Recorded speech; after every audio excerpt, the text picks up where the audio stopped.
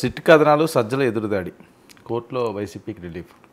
అంటే liquor scam మీద ఇంకా చాలా వాటి మీద సిట్ చేశారు కదా. ఆ సిట్ నిన్న మొన్న చెవిరెడ్డి భాస్కర్ రెడ్డి నివాసం మీద తిరుపతిలో, ఇక్కడ హైదరాబాద్లో ఆయన నివాసాల మీద కూడా దాడులు జరిపారు. చాలా పత్రాలు స్వాధీనం చేసుకున్నారు.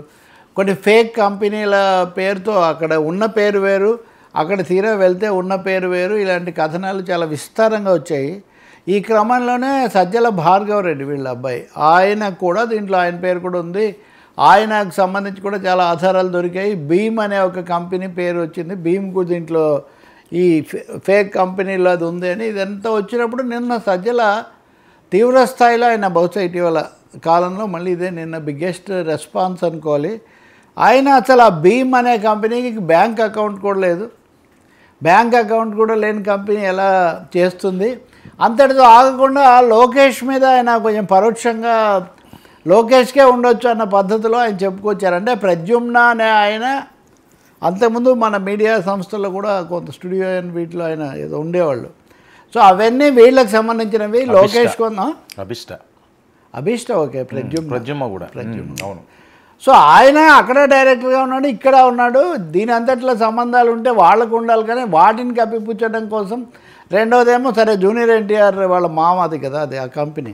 అవన్నీ అక్కడ చెప్పినవే చెప్తున్నాం సుమా, నేనేమి మన సొంత ఇది కదా. అవి ఉన్నప్పుడు మళ్ళీ మనం చూసుకోవచ్చు, తెలిసినప్పుడు మనం మాట్లాడుకోవచ్చు సజ్జల చెప్పిన విషయాలు. కాబట్టి అనవసరంగా మీరు బెదిరించడానికి ఇదంతా చేస్తున్నారు, భయపెట్టడం, ఇబ్బంది పెట్టడానికి.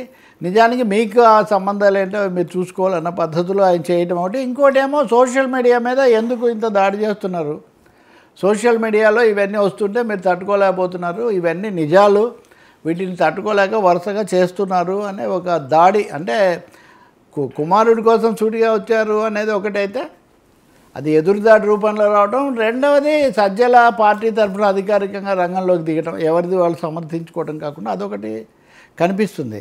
ఈ మధ్య వైసీపీకి సంబంధించి నిన్న పిన్నెల్లి సోదరులకు సుప్రీంకోర్టులో రిలీఫ్ ఇచ్చారు వాళ్ళు. ఉదాహరణగా ఒక ఇద్దరి జంట హత్యల కేసులో వాళ్ళ అరెస్ట్ కోసం చర్యలు తీసుకుంటే హైకోర్టులో బెయిల్ నిరాకరిస్తే వాళ్ళు సుప్రీంకోర్టుకి వెళ్తే సుప్రీంకోర్టు బెయిల్ ఇచ్చింది. వాళ్ళకి విచారణకు సహకరించండి కానీ ఉన్న ఫలానేమో అరెస్ట్ చేయాల్సిన అవసరం లేదని సుప్రీంకోర్టు ఇచ్చింది. ఇంకొకటేమో వల్లభనేని వంశీకి కూడా వారం వారం వచ్చి సంతకం పెట్టాలన్న దాని నుంచి ఒకరోజు సంతకం పెడితే చాలు అన్న పద్ధతులు. అలాగే నెల్లూరు జిల్లాకు సంబంధించిన ఇంకో మాజీ మంత్రికి కూడా బెయిల్, ముందస్తు బెయిల్ ఇవ్వటం కోసం విచారణ అది 8వ తారీఖు ఎప్పుడో జరగబోతుంది. ఇలా వరుసగా అనేక కేసుల్లో కొంత పార్షియల్ రిలీఫ్స్, పాక్షికమైన ఉపశమనాలు వీళ్ళకు లభిస్తున్న నేపథ్యంలో ప్రభుత్వం పోలీసులు వీటిని బాగా బిగిస్తున్నారని. ఈ బిగిస్తున్న క్రమంలో ఈరోజు మనకు బాగా వినిపిస్తున్నది అంబటి రాంబాబు. అంబటి రాంబాబు నన్ను అరెస్ట్ చేస్తారు, నన్ను అరెస్ట్ చేయడానికి కుట్రలు జరుగుతున్నాయి అని తీవ్రం ఆయనే చెప్తూ ఉన్నారు. అంటే అక్కడ వసూళ్లు చేశారు, కొన్ని మంత్రిగా ఉండగా అనేక వాటికి పాల్పడ్డారు, ఒక 3 కోట్ల దాకా వసూలు చేశారు, ఇలా అనేక కథనాలు వస్తున్నాయి. వీటి మీద దర్యాప్తు, అంతర్గతంగా దర్యాప్తు జరుగుతుంది. ఆ వివరాలన్నీ కొలిక్కి వచ్చాయి, ఎప్పుడైనా కానీ నేను అరెస్ట్ చేయొచ్చు అంటే ఆయన ఈరోజు మీడియాతో మాట్లాడుతూ ఇదంతా ఒక కుట్ర ప్రకారం జరుగుతుంది.